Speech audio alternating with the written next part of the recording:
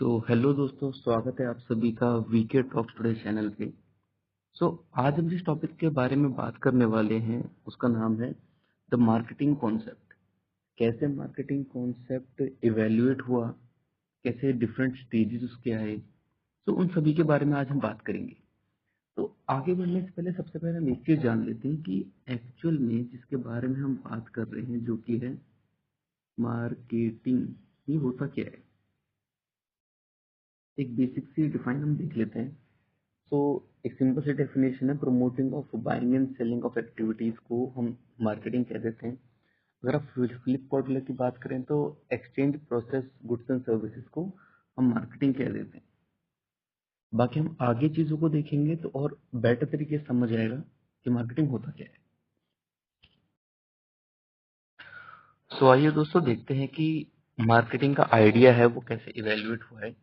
तो सबसे पहले जो आया वो है आपका प्रोडक्शन कॉन्सेप्ट, देन उसके बाद प्रोडक्ट कॉन्सेप्ट, इसके बाद सेलिंग कॉन्सेप्ट, फिर इसके बाद मार्केटिंग कॉन्सेप्ट एंड लास्ट है आपका होलिस्टिक मार्केटिंग कॉन्सेप्ट।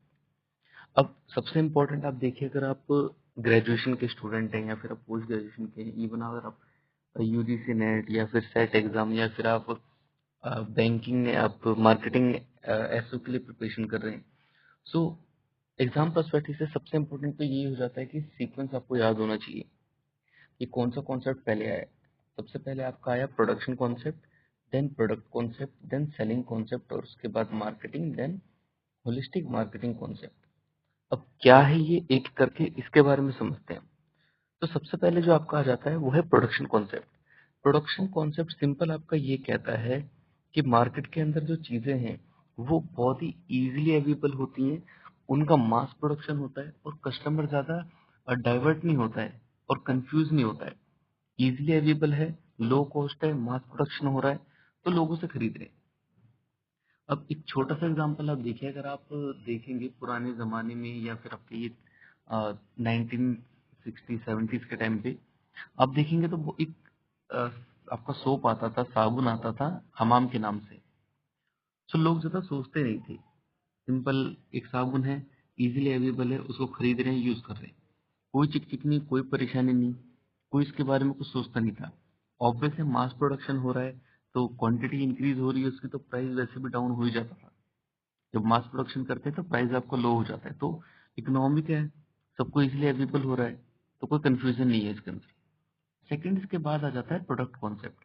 अब इसके अंदर क्या कॉन्सेप्ट लाया गया कि हम अपने प्रोडक्ट के ऊपर फोकस करें, कि कस्टमर को हम क्वांटिटी ना देके हम क्वालिटी के ऊपर फोकस करते हैं। अब अगर मैं सोप की या फिर साबुन की बात करूं तो आप देखेंगे तो सबसे पहले आपका अगर हमाम साबुन आता था, उसके बाद ग्लोबलाइजेशन जैसे हुआ तो डिफरेंट कंपनीज आ गई, डिफरेंट प्रोडक्ट्स भी आ गए मार्केट में। आप छोटा सा एग्जांपल एक डव डव सोप का ले लीजिए। आप इतने टाइम से साबुन यूज कर रहे थे नहाने के लिए, फेस वॉश के लिए, कोई दिक्कत नहीं थी। डव साबुन आया, डव ने क्या बोला कि ये जो हमारा सोप है ये है 1/4 मॉइस्चराइजिंग क्रीम। तो अगर आप बच्चे हैं या फिर मान लीजिए मदर हैं, आपकी स्किन थोड़ी सॉफ्ट है, तो आप डव सोप को यूज कीजिए। सो एक उन्होंने डिफरेंट ही सेगमेंट कर दिया कि अगर आपकी स्किन बहुत ही आप कहें सेंसिटिव है तो डव साबुन यूज करके देखिए, इसमें ये क्वालिटी आपको मिल रही है, ये सिर्फ साबुन नहीं है, ये 1/4 मॉइस्चराइजिंग क्रीम है। एक और एग्जांपल अगर हम देखें तो आप देख सकते हैं रूह अफ़ज़ा का। बचपन में आपने देखा होगा रेड कलर की बोतल अगर शरबत की है तो उसे रूह अफ़ज़ा ही बोलते थे। इसके अलावा आप 3 और नाम मुझे बता दीजिए, अगर आपको पता है तो कमेंट करके। याद ही नहीं होगा क्योंकि इतना कंपटीशन नहीं था, एक प्रोडक्ट के ऊपर फोकस करा जाता था, तो उन्होंने अपने एक प्रोडक्ट पर फोकस करा, उसको सुपीरियर बना के दिखाया। सेकंड अगर आप देखेंगे तो इसके बाद आपका आ जाता है सेलिंग कॉन्सेप्ट।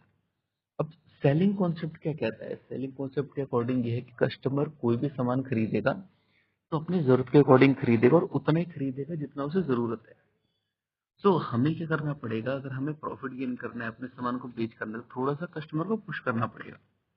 थोड़ा सा कस्टमर को इस चीज के लिए रिमाइंड कराएं या कुछ भी कराएं, पुश करेंगे तभी जाके सेल होगी।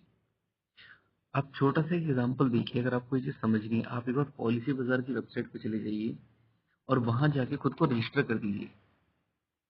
एक बार अगर आपने खुद को वहां पे रजिस्टर कर दिया ना, तो आप देखिएगा इतने कॉल आएंगे, आपको इतने कॉल आएंगे कि आप होम लोन देख रहे थे, आप ये देख रहे थे, इवन आपने सिर्फ नॉर्मल जानकारी लेने के लिए भी रजिस्टर क्यों ना करा हो, लेकिन आपको इतने कॉल आने शुरू हो जाएंगे कि एट द एंड आपको लगेगा कि यार प्रोडक्ट ले ही लेता हूँ। इसके अलावा कभी आप अगर मार्केट जाएंगे तो मार्केट में आपको एक चीज देखने को मिलेगी कि क्या हो जाता है कि कोई आपको इतना ज्यादा पुश करने लग जाता है चीजों को कि मैडम अगर आप ये वाला सूट देख रहे हैं तो आप एक बार इसके साथ ये सैंडल देखिए, बहुत अच्छा लगेगा आपको। मैडम जब ले ही रहे हैं तो एक ही बार में पैसा करके अच्छी चीज ले लीजिए ना, और इसमें तो ऑफर भी चल रहा है, एक के साथ एक फ्री है। इस तरह से कुछ चीजें यूज करके आपको बकायदा गाइड करा जाता है, आप कह सकते हैं, और पुश करा जाता है कि आप चीजों को बाय करें। इसके बाद जो आता है आपका, वो आता है मार्केटिंग कॉन्सेप्ट।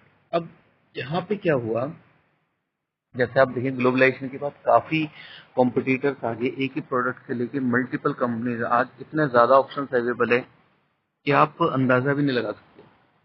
लेकिन वहीं आप देखें तो कंपनीज ने खुद को अपने प्रोडक्ट से हटा लिया, सेलिंग पे पुश कर लिया, लेकिन फिर उन्होंने ये सोचा कि नहीं यार, हमें कस्टमर पे ज्यादा फोकस करना चाहिए। प्रोडक्ट पे फोकस करने को फायदा नहीं है, इतना भी ज्यादा हमें वैल्यू हर सेगमेंट में नहीं मिल रहा है। सेकंड पॉइंट, जरा सेलिंग भी कर लेंगे तो आप एक बार पुश कर देंगे, दो बार पुश करेंगे, कितना पुश करेंगे कस्टमर को। उन्होंने सोचा इससे तो बात नहीं बनेगी, कुछ तो डिफरेंट करना पड़ेगा, तो उन्होंने कॉन्सेप्ट निकाला मार्केटिंग का। अब मार्केटिंग क्या कहता है कि मार्केटिंग कॉन्सेप्ट ये कहता है कि हमें बेसिकली जो वर्क करना चाहिए, हमें ऐसा कस्टमर सेंटर्ड वर्क करना चाहिए। और ये कॉन्सेप्ट 4 पिलर्स के ऊपर आपका है, जो कि है मार्केटिंग, मार्केट पे फोकस करो, कस्टमर पे फोकस करो, कोऑर्डिनेशन होना चाहिए, और प्रॉफिटेबिलिटी तो होनी ही चाहिए। अगर आपने 11th क्लास में मार्केटिंग के, अगर आपने 11th क्लास में बिजनेस की डेफिनेशन पढ़ी होगी, तो उसके अंदर सीधा हमें डेफिनेशन ऐसा नहीं पढ़ाया गया कि any activity which is done for the motive of profit and loss. हमें यही उसमें पढ़ाया गया कि any activity which is done for the motive of profit. तो प्रॉफिट नहीं होगा तो बिजनेस करने का मतलब ही नहीं। अब मार्केटिंग कॉन्सेप्ट का अगर आप छोटा सा एग्जांपल देखेंगे, तो आपका इंडियन ऑयल की अगर आपने कभी ऐड देखी हो, सो आप देखिएगा इंडियन ऑयल का स्लोगन क्या है। सबसे पहले उसमें बोलते हैं वो इंडियन ऑयल, सेकंड पहले इंडियन फिर ऑयल।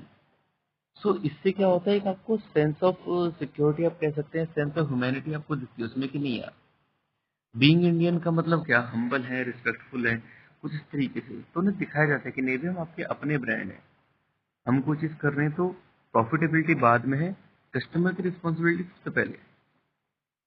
इस तरह से मार्केटिंग फोकस करा जाता है, कस्टमर को पहले प्रायोरिटी दी जाती है। अब इसके बाद जो कॉन्सेप्ट आ जाता है, वो कॉन्सेप्ट है आपका societal marketing concept. Societal marketing concept क्या कहता है, इसमें आपके कुछ कॉर्पोरेट सोशल रिस्पॉन्सिबिलिटीज आ जाती हैं, जैसे कि अगर आप उनके, आप सोसाइटी के रिसोर्सेज को यूज कर रहे हैं, या फिर अगर आप मान लीजिए इनको, कस्टमर को सर्विस प्रोवाइड कर रहे हैं, तो सबसे पहली प्रायोरिटी आपकी रहेगी कि रिसोर्सेज को अच्छे से यूज करा जाए, यूटिलाइज करा जाए। सेकंड, कस्टमर का सेटिस्फेक्शन सबसे ज्यादा इंपॉर्टेंट है। कोई भी अनएथिकल एक्टिविटी आपको ऐसी नहीं करनी है जो कि सोसाइटी के अगेंस्ट हो। क्योंकि अगर आप देखेंगे रिसेंट जो स्टार्टअप्स भी होते हैं, अगर कोई यूनिकॉर्न बना है या फिर कोई बहुत अच्छे लेवल पे है, तो वो एक ही कॉन्सेप्ट के बेसिस पे होता है कि कोई ना कोई उन्होंने ऐसी सोसाइटल प्रॉब्लम होती है जो कि सॉल्व करी होती है। इसके बाद आ जाता है आपका relationship marketing concept. Relationship marketing क्या कहता है, ये कहता है कि इसमें आपको एक स्ट्रॉन्ग रिलेशन आपको बिल्ड करना पड़ेगा कस्टमर के साथ, ना कि उनको पुश करा जाए कोई सामान खरीदने या बेचने के लिए। आप एक छोटा सा एग्जांपल आप देखिए, कभी आप किसी ब्रांड के अंदर सामान लेने जाएंगे, इवन रिबॉक, एडिडास, या फिर जैसे कि चुंबक हो गया, या फिर और भी बाटा में भी जाएंगे, तो उसके अंदर एक चीज आपको देखने को मिलेगी, अगर आपके प्रोडक्ट में छोटा मोटा वेयर एंड टेयर भी आ जाता है, वो आपको ना रिप्लेस, इसका आपको ना वो ठीक करके देते हैं, ना कुछ, वो सीधा प्रोडक्ट रिप्लेस ही करा जाता है। आप जाएंगे, आपने बताया ये दिक्कत है, सीधा आपका बिलिंग देखा जाएगा, उसके बाद आपको प्रोडक्ट ही चेंज करके दे दिया जाएगा। एक और आप चीज देखिए, आप बाटा हुआ या फिर कोई भी जैसे कि सोनाटा से अगर आप वॉच खरीदते हैं, तो वहाँ पे आपका नंबर और ईमेल आईडी रजिस्टर कराया जाता है। अब उससे क्या होता है, जैसे फेस्टिवल होता है या फिर कोई कूपन होता है, तो उसमें आपको बकायदा बताया जाता है कि सर ये ऑफर अभी चल रहा है, आपके पास इतने पॉइंट्स हैं, आप इसे रिडीम कर लीजिए। इवन आपके बर्थडे पे भी आपको बहुत सारा मैसेज सेंड करा जाता है ये बताने के लिए कि सर आपका happy birthday from the team of Bata. तो कह रहा था कि बाटा बाटा जब सुनते रहते तो आपको माइंड में रहता है कि नहीं यार, जब भी शूज का नाम आएगा बाटा दिमाग में रहेगा मेरे। तो ये एक तरीके से करा जाता है कस्टमर के साथ एक हेल्दी रिलेशन बनाने के लिए। अब एक तरफ है आप डायरेक्ट कस्टमर को पुश कर रहे हैं, गुड मॉर्निंग सर, आपको तो आप अपने प्रोडक्ट अपना एड टू कार्ट करा हुआ है, आप बाय नहीं कर रहे हैं, कोई रीजन नहीं, कस्टमर फ्रस्ट्रेट हो जाएगा।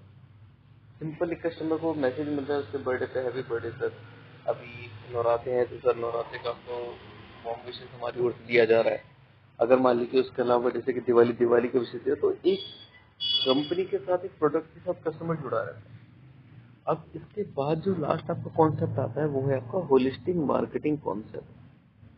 होलिस्टिक मार्केटिंग कॉन्सेप्ट क्या कहता है कि ये 360 डिग्री व्यू है जो कि फोकस करता है सेलिंग के ऊपर भी, कस्टमर की सोशल रिस्पॉन्सिबिलिटी के ऊपर भी, कस्टमर रिलेशन के ऊपर भी, सभी चीजों को कंसिडर करते हुए एक होलिस्टिक मार्केटिंग कॉन्सेप्ट आपका बनाया गया है। इसके अंदर सभी चीज आपकी आ जाती है। हमें जरूरत पड़ेगा तो हम प्रोडक्ट पे फोकस करेंगे, जरूरत पड़ेगा तो हम सेलिंग पे फोकस करेंगे, जरूरत पड़ेगी तो हम एक अपना रिलेशनशिप भी अच्छा मेंटेन करेंगे कस्टमर के साथ।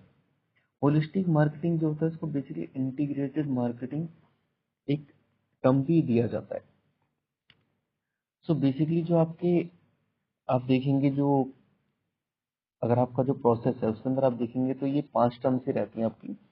प्रोडक्ट कॉन्सेप्ट, प्रोडक्ट सबसे पहले आता है production concept,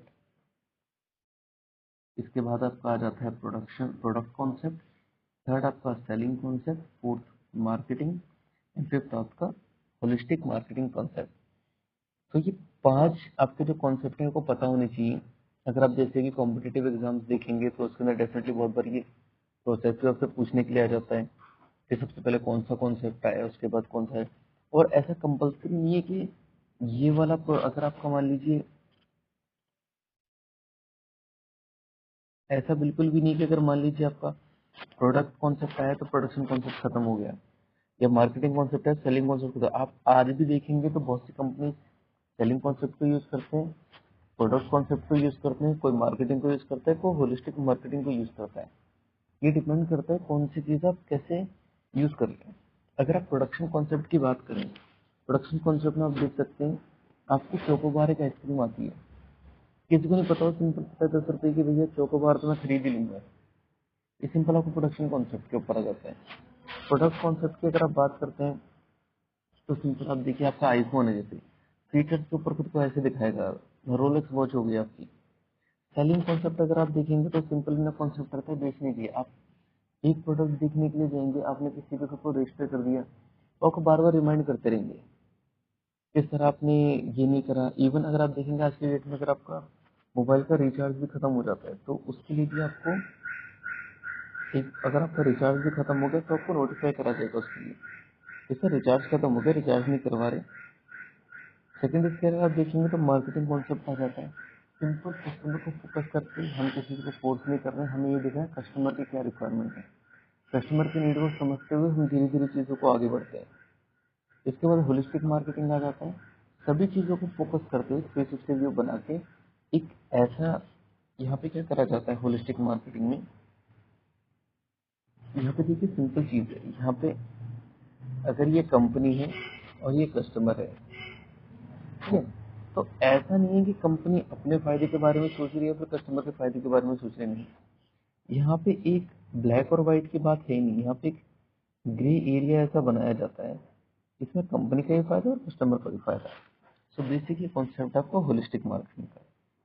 so I hope ये कॉन्सेप्ट आपको समझ आया होगा, और आपको चैनल, अगर आपको कॉन्सेप्ट समझ आया तो चैनल को लाइक जरूर कीजिएगा, और इसी तरह के कॉन्सेप्ट को इजीली और आसानी से समझने के लिए हमारे चैनल को सब्सक्राइब जरूर कर लीजिएगा। मिलते हैं आपसे अगली वीडियो में।